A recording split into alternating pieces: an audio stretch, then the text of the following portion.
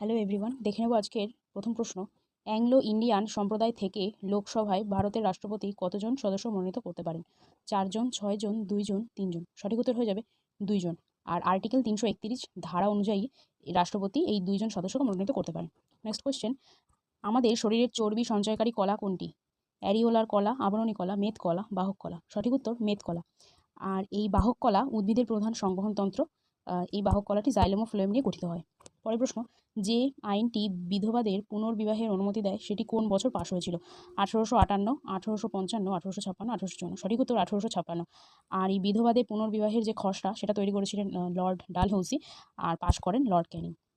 আর ঈশ্বরচন্দ্র বিদ্যাসাগরেরও বিশেষ ভূমিকা ছিল এই বিধবা পুনর্বিবাহের আইনটি নিয়ে। নেক্সট কোয়েশ্চেন, ভারতীয় ভূখণ্ডের দক্ষিণতম বিন্দু কোনটি? ইন্দিরা পয়েন্ট, কন্যাকুমারী, করন্দি, কেপকো মেরিন। সঠিক উত্তর হয়ে যাবে ইন্দিরা পয়েন্ট। আর এই পয়েন্টটি আগে পিগম্যালিয়ান পয়েন্ট বা পার্সন পয়েন্ট নামে পরিচিত ছিল।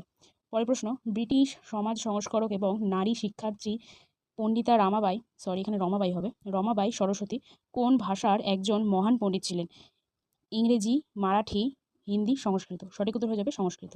আর উপরে স্ক্রিনে দেওয়া কোয়েশ্চেনটি তোমাদের এইচডাব্লিউ থাকবে, অবশ্যই কমেন্ট করে জানাবে সঠিক উত্তরটি।